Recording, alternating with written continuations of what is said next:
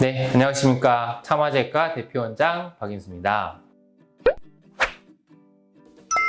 네, 오늘은 임신과 하지정맥류의 관계에 대해서 좀 말씀을 드려보고자 합니다. 안타깝지만 여성분들이 남성분들보다 하지정맥류에 더 잘 걸리게 됐는데요. 여러 가지 이유가 있겠지만 가장 큰 이유 중에 하나가 바로 임신과 출산이 되겠습니다. 이제 아이를 출산한 경험이 많은 경우에 자녀가 하나가 아니라 둘 또는 셋 그 이상이 되게 되면 하지정맥류에 쉽게 말해서 걸리게 될 가능성이 확률적으로 증가를 하게 됩니다.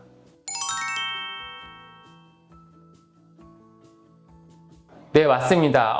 임신하고선 정맥류가 생겼던 분들 중에 일부가 출산 후에 정맥류가 다시 사라지게 되기도 합니다. 이유는 임신을 하게 되면 자궁 안에 태아가 이제 성장하면서 하복부를 압박을 하게 되고 임신 중에 발생하는 여러 가지 호르몬의 변화로 인해서 정맥이 확장이 되면서 하지정맥류가 발생을 하지만 출산을 하고 나서 늘어났던 자궁이 다시 정상 크기로 돌아오고 변화가 생겼던 호르몬이 다시 임신 전으로 돌아오고 체중도 어느 정도 다시 임신 전으로 돌아가게 되면 늘어났던 정맥이 다시 수축을 해서 외관상 하지정맥류가 다시 소실되는 경우도 있게 됩니다.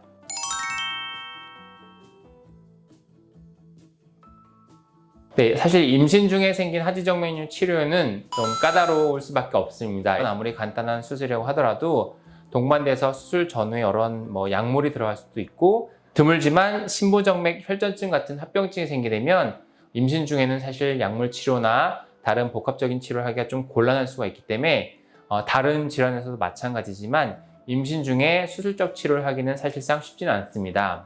또한 먹는 약으로 증상을 좀 완화시켜 볼 수도 있겠지만 사실 먹는 약도 태아에게 영향을 줄 수가 있기 때문에 이론상 우리가 괜찮다고는 하지만 잘 실제로는 복용을 권해드리지는 않고요.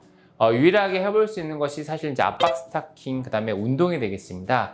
압박 스타킹은 태아나 임산부에 크게 불편한 악영향을 줄 일은 없기 때문에 비교적 안전하게 우리가 착용할 수가 있기 때문에 치료적인 의미에서는 수술이나 먹는 약 등을 할 수는 없더라도 어떤 증상의 완화를 위해서는 압박 스타킹 정도는 해볼 수가 있겠습니다.